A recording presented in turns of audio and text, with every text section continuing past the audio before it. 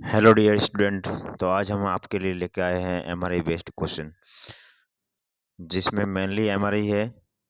बाकी थोड़े बहुत कोई दूसरे क्वेश्चन हो सकते हैं जो आपके एग्जाम में काफ़ी हेल्प करेंगे। सीआरई हो गया और अदर भी एग्जाम हो गया।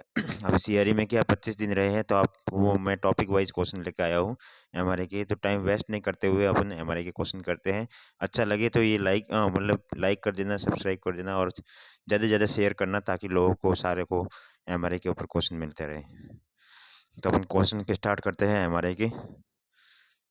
तो पहला क्वेश्चन है, all of the following about MRI correct except MRI is contraindicated in present with pacemaker, MRI is useful for evaluating bone marrow, MRI is better for calcified lesion, MRI is useful for ionising small lesion in the brain. तो इसका answer रहेगा ये calcified legion वाला, क्योंकि calcified legion में थोड़ी करते हैं एमआरआई। सेकंड क्वेश्चन है, MRI is not better than CT for detection of, not better than तो ligament injury, soft tissue tumour, meningeal pathology या फिर कैल्सिफाइड लीजन। तो not better than CT detection, तो इसमें क्या आएगा? सॉफ्ट टिश्यू से करते हैं, मेनिंजियल पैथोलॉजी करते हैं, लिगामेंट भी करते हैं, कैल्सिफाइड लीजन है वो नहीं करते हैं। ठीक है। The contrast used for MRI include perfluorocarbon, ferric ammonium citrate option B है, और सी है गैलोडिनियम डाइमिथाइल एमीन, और डी है ऑल ऑफ दिस। तो एमआरआई में कौन सा कॉन्ट्रास्ट यूज करते हैं? गैलोडिनियम डाइमिथाइल एमीन ये करते हैं ना, तो ये आंसर इसका जाएगा। ठीक है, फोर्थ क्वेश्चन की बात करते हैं। अच्छे से क्वेश्चन है, ये काफ़ी अच्छा क्वेश्चन है, इसको थोड़ा स्किप करते हैं वीडियो को। क्वेश्चन है कि the EEG cabin should be completely sealed, EEG cabinet should be completely sealed by continuous sheet of wire mesh of copper to avoid the noise from external electromagnetic disturbance, such as shielding is called। MRI में जो shielding किसकी बनी होती है, इसके related ये है, copper की बनी होती है ना, आपको मालूम होगा। तो ऑप्शन है Maxwell cage, Edison cage, Faraday cage या फिर ओम ओम केज। तो क्या होता है पता होगा ना, कॉपर की केज और शील्डिंग होती है, तो फैराडे केज होता है इसका आंसर। तो सी आंसर इसका होगा। क्वेश्चन को बड़ा देख के आपको ऐसे कंफ्यूज नहीं होना है, क्वेश्चन बहुत इजी होता है। फिफ्थ है, investigation of choice for focal neurologic defect in emergency room is. तो न्यूरोलॉजिकल डिफेक्ट को देखने के लिए emergency room city, MRI, lumbar puncture और ये यूएसजी। तो न्यूरोलॉजिकल डिफेक्ट को देखने के लिए क्या करते हैं? इन्वेस्टिगेशन चॉइस तो सिटी करते हैं। ठीक है, आपको लगता है कि एमआरआई होगा, पर इसका आंसर सिटी है, इसलिए मैंने ये क्वेश्चन डाला था। 6 नंबर क्वेश्चन है, all of them using non ionising radiation except ultrasonography, thermography, MRI और रेडियोग्राफी। तो ये ऑप्शन है नॉन आयोनाइजिंग रेडिएशन एक्सेप्ट। तो क्या आंसर होगा? तो रेडियोग्राफी इसका आंसर होगा। ठीक है, रेडियोग्राफी में आयोनाइजिंग रेडिएशन यूज होती है ना, बाकी में नॉन आयोनाइजिंग होती है, सोनोग्राफी में, एमआरआई में। तो टॉप्स जो टाइम ऑफ फ्लाइट है, 7 number question, technique is employed in spiral city, MR angiography, city angiography, D है डिजिटल रेडियोग्राफी। तो टॉप सीक्वेंस कहाँ यूज़ करते हैं, आपको पता होगा ना, टॉप टेक्निक तो एमआर एंजियोग्राफी में यूज़ करते हैं। ठीक है, एमआर एंजियोग्राफी जिसमें ब्लड वेसल देखते हैं, ब्लड का फ्लो कैसा है, उसमें कहीं रुकावट तो नहीं है, वो सब देखने के लिए। 8 नंबर क्वेश्चन है, not a contraindication to MRI is. Contraindication इसमें कौन सा नहीं है एमआरआई के लिए? Cochlear prosthesis, Foley's catheter, penile implant, D है मेटेलिक इंटर इंट्राओकुलर इम्प्लांट्स। तो क्या आंसर आएगा? तो फॉलिश कैथेटर इसका आंसर है, not contraindication for MRI. ये इसका एमआरआई का कॉन्ट्रा इंडिकेशन नहीं है फॉलिश कैथेटर, बाकी सब कॉन्ट्रा इंडिकेशन है। 9th नंबर है, the magnetic field in MRI machine is measured in. तो on speed cold magnetic field की जो मेजर किससे करते हैं magnetic field, on speed cold, tesla, watt per second, या फिर none of this D.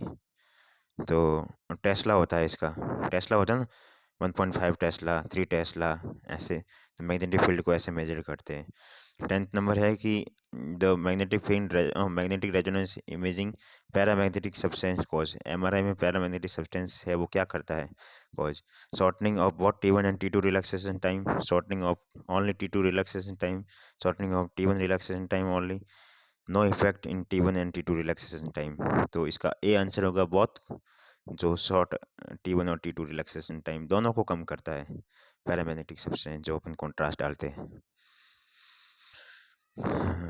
11th number है, most reliable test for spinal tuberculosis. Spinal tuberculosis के लिए मोस्ट रिलेबल टेस्ट कौन सा है, raised ESR, PPD skin test, या फिर सिटी गाइडेड बायोप्सी, या फिर एमआरआई। तो ये अच्छा क्वेश्चन है, सिटी गाइडेड बायोप्सी है, लगता है एमआरआई आपको, पर इसका सिटी गाइडेड बायोप्सी इसका आंसर जाएगा, ठीक है। स्पाइनल ट्यूबरकुलोसिस है तो। 12th नंबर है, gyromagnetic property of proton is seen in MRI, city, या फिर पेट स्कैन, या यूएसजी। अच्छे से क्वेश्चन है, स्किप मत करना। एमआरआई के इसका आंसर जाएगा, फिर गायरोमैग्नेटिक प्रॉपर्टी किस में होती है, एमआरआई में होती है ना, तो इसका आंसर एमआरआई होगा। स्किप मत करना, लोगों को शेयर करना, और अच्छा लगे तो लाइक भी करना, ठीक है। 13 नंबर क्वेश्चन पे चलते हैं। 13 नंबर है, investigation of choice in whole body imaging in metastasis is. तो whole body imaging in metastasis है तो इन्वेस्टिगेशन क्या करेंगे, एमआरआई, एंजियोग्राफी, वेनोग्राफी, या फिर CT scan. Whole body imaging करना है, मेटास्टेटिस है उसको, पेशेंट को, तो पेट स्कैन इसका आंसर है, ठीक है। ये ऑप्शन में नहीं है, पर इसका आंसर यही है। 14 नंबर है, earliest investigation for diagnosis in ankylosing spondylolysis. तो एनकाइलोजिंग स्पॉन्डोलाइसिस है तो इसमें कौन सा सबसे पहले इन्वेस्टिगेशन करते हैं diagnosis, MRI STIR sequence, bone scan, CT scan, x ray, या फिर यूएसजी। 5 ऑप्शन है, एमआरआई स्टर सीक्वेंस यूज करते हैं एनकाइलोजिंग स्पॉन्डोलाइसिस है तो सबसे पहला इन्वेस्टिगेशन यही होता है। 15 नंबर है, 15वां question, investigation of choice in congenital uterine anomalies. Uterine anomalies है कॉन्जोनाइटल, वो भी जन्मजात है, तो इनमें से कौन सा इन्वेस्टिगेशन चॉइस करते हैं, एमआरआई, सिटी, एसएसजी, या फिर हिस्टेरोस्कोपी। ये ऑप्शन है आपके, तो एमआरआई करते हैं, ठीक है। यूटेराइन एनोमली है कॉन्जेनाइटल, तो ये चॉइस करते हैं इन्वेस्टिगेशन। 16 नंबर है, which of the following is used in difference between the epidermoid cyst and arachnoid cyst. Epidermoid और अराक्नोइड सिस्ट है तो उसके लिए अपन कौन सा इसमें से यूज करेंगे, contrast enhance, restricted diffusion, CSF signal on flair, या फिर स्मूथ मार्जिन। तो एपिडर्मल और अराक्नोइड सिस्ट को डिफरेंशिएट करने के लिए रेस्ट्रिक्टेड डिफिजन, जो डिफिजन वाली सीक्वेंस होती है ना, DWI, वो, ठीक है। 17 नंबर क्वेश्चन है, the best investigation to diagnose a case of acoustic neuromas. Acoustic neuromas है तो बेस्ट इन्वेस्टिगेशन कौन सा रहेगा, गैलेरियम एनहांस्ड एमआरआई, या फिर बी है सिटी स्कैन, सी है ऑडियोमेट्रिक एनालिसिस, डी है पेट स्कैन। तो अकॉस्टिक न्यूरोमास है तो गैलेरियम एनहांस्ड एमआरआई, कॉन्ट्रास्ट डालेंगे और एमआरआई करेंगे, ठीक है। 19 नंबर क्वेश्चन है, थोड़ा इसको होल्ड कर लेते हैं, पढ़ते हैं पहले। A patient with 2 month history of trauma to eye. 2 month हो गया है, आई में ट्रॉमा हो गया है। नाउ ये प्रेजेंट विथ ऑकुलर डैमेज भी हो गया है अब। तो मल्टीपल अपन को मतलब ऑकुलर डैमेज है वो भी प्रेजेंट है अब। तो मल्टीपल क्रेनियल नर्व है वो भी इन्वॉल्वमेंट है। और what is the best investigation, अब इस टाइम पे बेस्ट इन्वेस्टिगेशन क्या रहेगा। उसको ट्रॉमा है आई में, और ऑकुलर डैमेज और मल्टीपल क्रेनियल नर्व इन्वॉल्वमेंट है, तो बेस्ट इन्वेस्टिगेशन क्या रहेगा, एमआरआई, सीटी, डीएसए या फिर एमआरए। एमआरए मतलब एंजियोग्राफी, एमआरआई एंजियोग्राफी। तो इसमें से क्या आंसर रहेगा, एमआरए रहेगा। ठीक है, क्लिनिकल क्वेश्चन है, तो ऐसे ऐसे क्वेश्चन आ सकते हैं सीआरई में। 20 नंबर है, epidermoid cyst can be differentiate from arachnoid cyst. Epidermoid और अराकिनोइड सिस्ट को डिफरेंशिएट करने के लिए अभी अभी क्वेश्चन किया था रेस्टिकेट डिफिजन वाला, तो वो किस में होता है, एमआरआई में होता है ना। तो इसके ऑप्शन ये थे एमआरआई, यूएसजी, माइलोग्राफी या फिर सीटी स्कैन। तो इसका आंसर एमआरआई रहेगा, जो डिफिजन सीक्वेंस होती है रेस्ट्रिक्टेड डिफिजन वाला। ठीक है, अच्छा ऐसे क्वेश्चन है सीआरई में काफ़ी हेल्प करेंगे। विच of the following true regarding A principle of MRCP. MRCP में प्रिंसिपल है, ये थोड़ा होल्ड कर लेते हैं। तो इसमें से क्या करेंगे, डायरेक्ट अपन आंसर देखते हैं। ये ऑप्शन है ए, बी, सी और डी। ये ऑप्शन आप पढ़ो तो आपको पता ही होगा, यूजली हैवीली वेटेड इमेज होती है without contrast to create a 3D dimensional image in biliary tree using MIP algorithm. तो ये अपन करते हैं ना, यूजली हैवीली टिट्यूवेटेड होती है, सी आंसर इसका होगा। 22वां क्वेश्चन है, minimal ascites can be best detected by. Minimal ascites है तो उसको कैसे बेस्ट डिटेक्टेड कर सकते हैं, यूएसजी से, प्लेन एक्सरे एब्डोमेन, एमआरआई या फिर सीटी स्कैन। अच्छा क्वेश्चन है, एमआरआई का इसका आंसर है नहीं है, यूएसजी इसका आंसर है। ठीक है, अच्छा क्वेश्चन लगा इसलिए मैंने इसको भी डाल दिया है यहाँ पे। मिनिमल एसाइटिस है तो इसको बेस्ट डिटेक्टेड बाई यूएसजी से करते हैं। ये मल्टीपल करेक्ट क्वेश्चन है एमआरसीपी का, इनमें से कौन सा ट्रू है। MRI is used to obtain the image, CT is used to for the image, it's show a biliary dye has injected and स्कोपली। और इन्वेसिव प्रोसीजर, इन्वेसिव नहीं है और डाई भी इसमें यूज नहीं करते हैं। और एमआरआई इसका आंसर जाएगा, एमआरआई और ये सी, ए और सी इसका आंसर है। ठीक है, अच्छा क्वेश्चन है, best investigation for traumatic paraplegia. Traumatic paraplegia है तो इसको लिए बेस्ट इन्वेस्टिगेशन क्या रहेगा, CT scan, MRI, x ray spine या फिर माइलोग्राफी। ट्रॉमेटिक पैराप्लेजिया है तो इसके लिए अपन उसको एमआरआई करते हैं। ठीक है, बेस्ट इन्वेस्टिगेशन सीआरई के लिए काफ़ी हेल्पफुल रहेंगे। 25वें क्वेश्चन पे चलते हैं। हाँ, एमआरआई इसका आंसर रहेगा। ठीक है, लोगों को शेयर करो। ये अच्छा क्वेश्चन है, अपने इमेज बेस्ड क्वेश्चन डाला।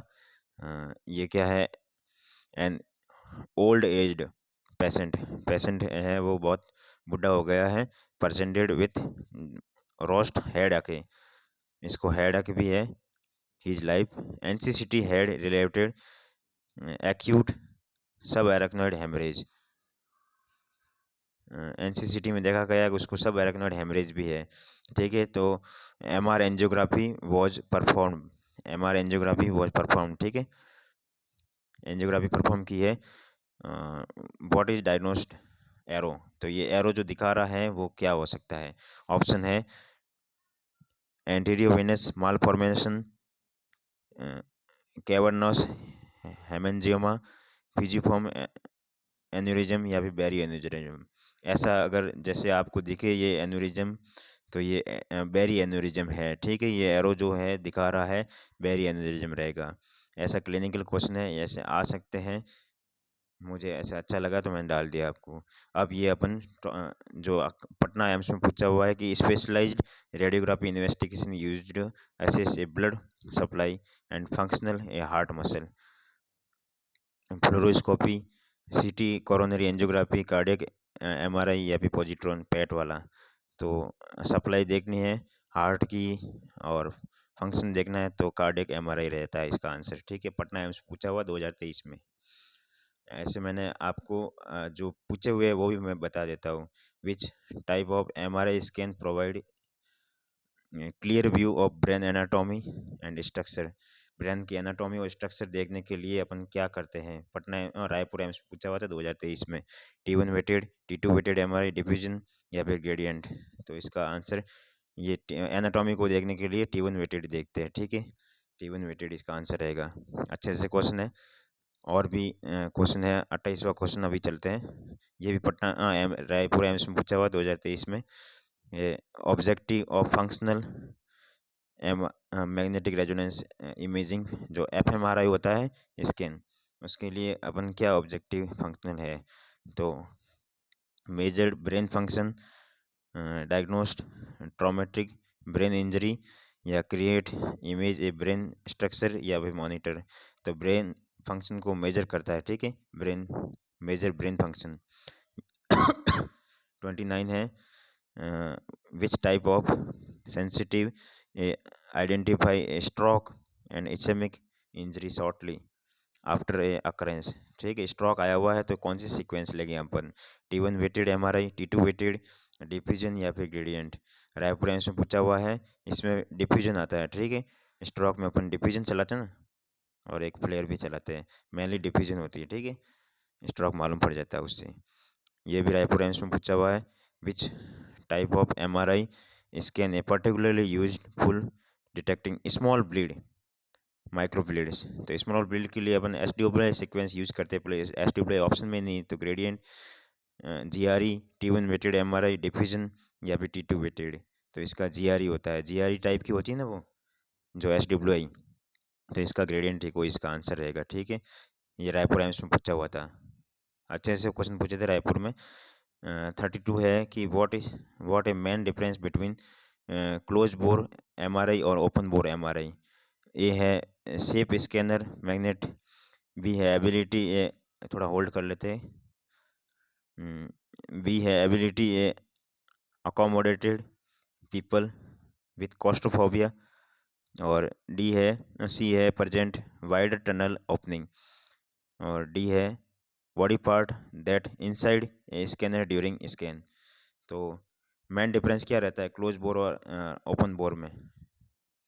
क्लोज बोर और ओपन बोर में मेन डिफरेंस क्या रहता है?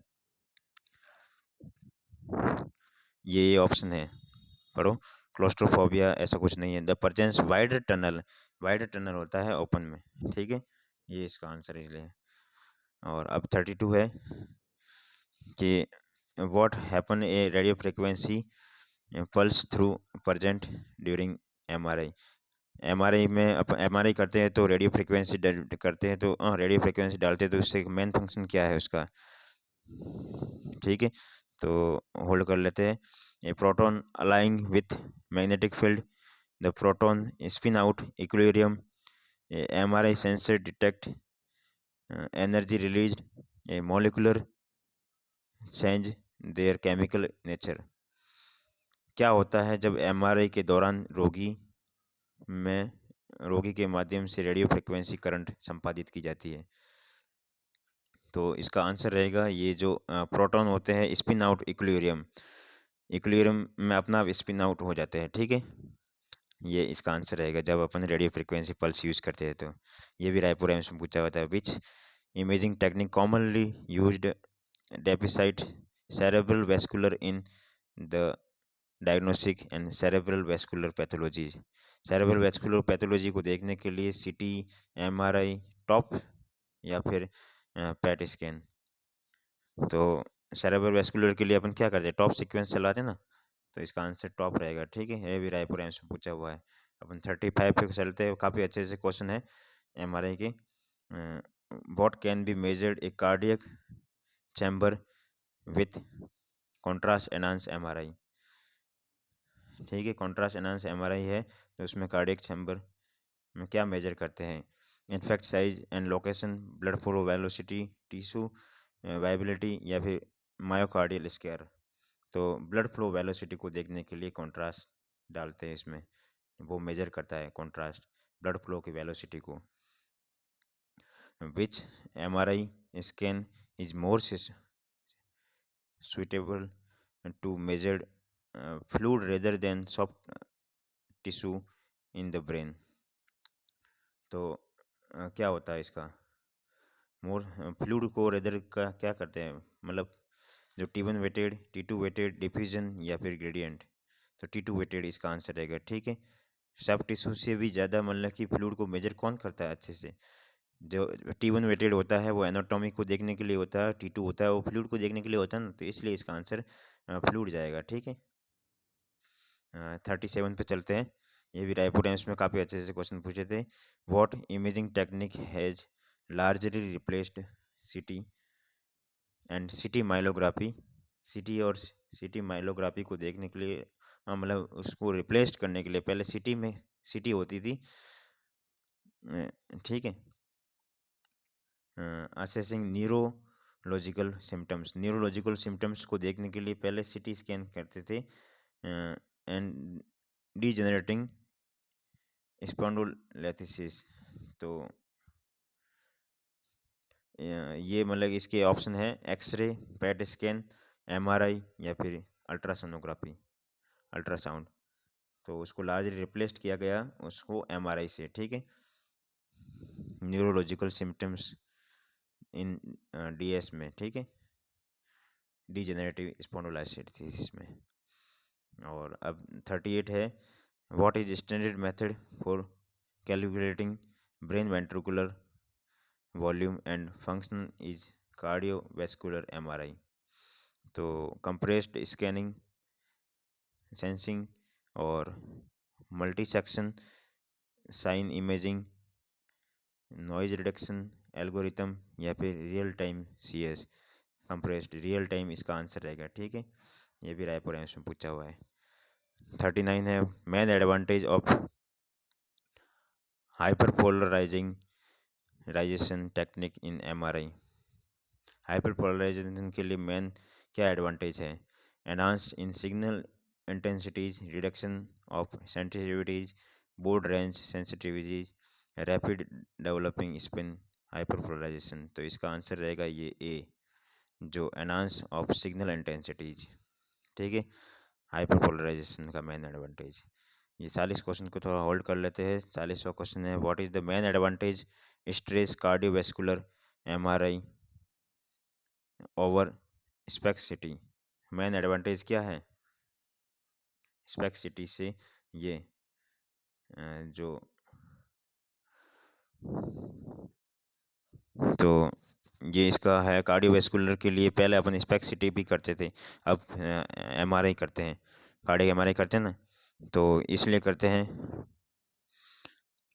कि मेन एडवांटेज क्या है, higher diagnosis sensitivity, lower cost, reduction need ionising radiation, या फिर डी है एबिलिटी एसेस मायोकार्डियल वायबिलिटी। तो इसका आंसर रहेगा क्या रहेगा, ये हायर डायग्नोसिस सेंसिटिविटीज, ठीक है, लोअर कॉस्ट ऐसा कुछ नहीं है। लास्ट क्वेश्चन है, what is the purpose of using A Gentry in city and MRI. City और एमआरआई में जो गैंट्री होती है उसका मेन पर्पस क्या है, ए है to house a imaging compound and rotate around to patient, to administrative contrast agent, to create a comfortable environment for the patient, to position the patient। तो जो गैंट्री का main purpose क्या होता है city में और MRI में, इसका आंसर ये पहला है, to house a imaging component and rotate around the patient, ये इसका आंसर रहेगा, ठीक है। ओके बाय, अच्छे से आप पढ़ो सीआरई का, ये काफ़ी हेल्पफुल रहेगा, हमारे बेस्ट क्वेश्चन है, ठीक है। Okay bye, best of luck, ज़्यादा से ज़्यादा शेयर कर देना।